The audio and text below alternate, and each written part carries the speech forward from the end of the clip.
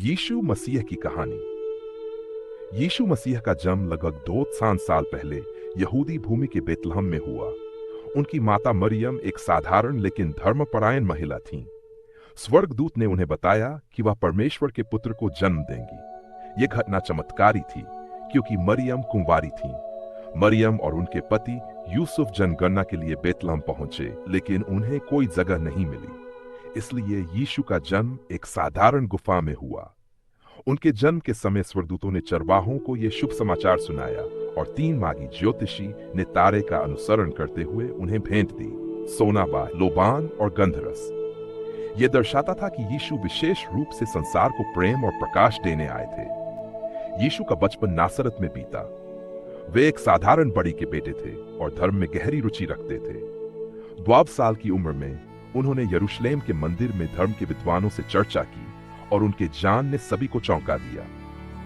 33 साल की उम्र में उन्होंने यरदन नदी में जॉन द बैप्टिस्ट से बपतिस्मा लिया। तभी स्वर्ग खुला और एक आवाज आई, यह मेरा प्रिय पुत्र है जिससे मैं प्रसन्न हूं। इसके बाद यीशु ने 40 दिन तक रेगिस्तान में प्रार्थना और उपवास किया। शैतान ने उन्हें प्रलोभन दिए, लेकिन उन्होंने हर परीक्षा का सामना सत्य और विश्वास से किया। इसके बाद यीशु ने धर्म प्रचार शुरू किया।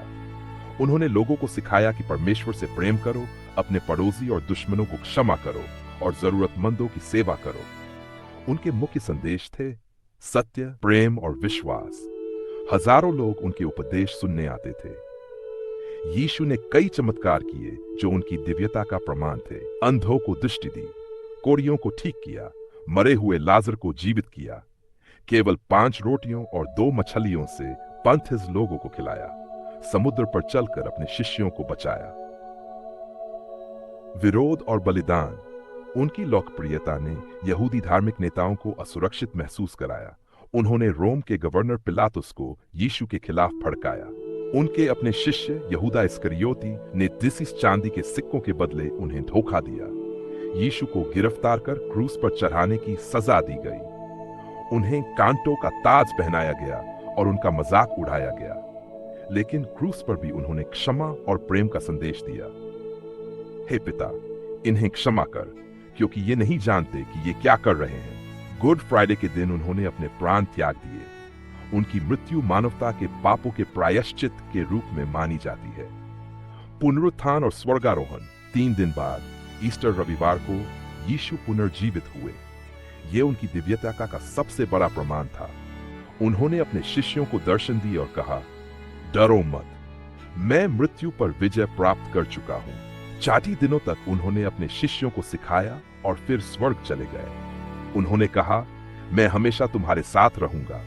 जो मुझ पर विश्वास करेगा उसे अनंत जीवन मिलेगा। यीशु मसीह का जीवन प्रेम, विश्वास और बलिदान का प्रतीक है। उन्होंने सिखाया कि सच्चा सुख ईश्वर पर विश्वास और दूसरों की सेवा में है।